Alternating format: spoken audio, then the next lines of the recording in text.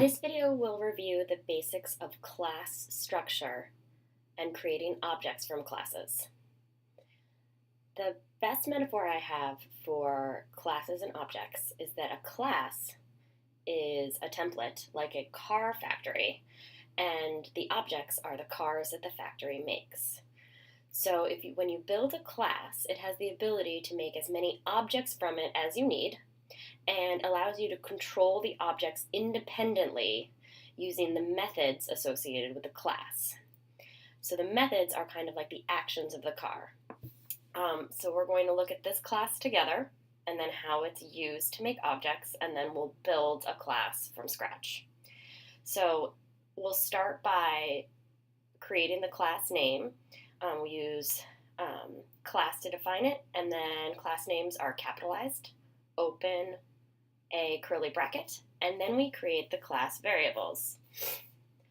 We're going to have an X and a Y for the X and Y starting position of the car objects, and a color variable for the car's color. These variables are local to the class. You can use them outside the program, but you need to use a special syntax because they all will be related to one of the objects made by the class. So the next part is the constructor. The constructor is like the setup method of the class. It functions like void setup. In here you will initialize the class variables. In the future we'll also look at ways to use the constructor to take in past parameters, so you can add specificity to your objects, like give each object a specific starting location or a specific color, etc. So in this case, we've initialized the X location, the starting X location of the objects at 0. We've given them a random Y location, so they'll be scattered on the Y axis. And then I've just chosen a blue color for the color variable. Remember, if you're using the color data type, that you should be using the alphanumeric code with the number sign to initialize it or to change it. The display method, display is the conventional name for this method. It doesn't have to be display, but this is often what we say, and this just contains all the functions related to the appearance of the car. So we've used our color variable in the fill. We've made a rectangle located at X, Y, and I've made 2 ellipses with algebraic expressions to place the wheels at the bottom of the rectangles. Then I've closed that. That's open and close here.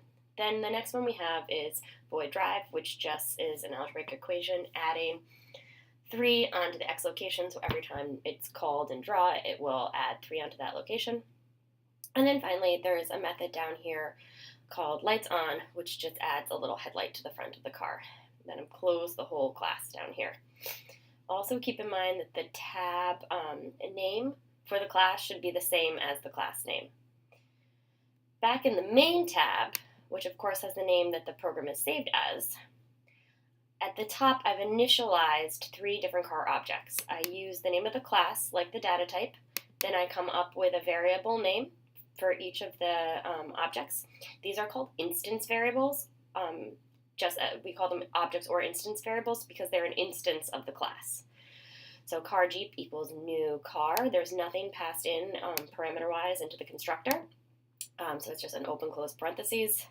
Then the other global variable I have here is just a color for the background. I set the initial color to white, so I can change that later if I need to.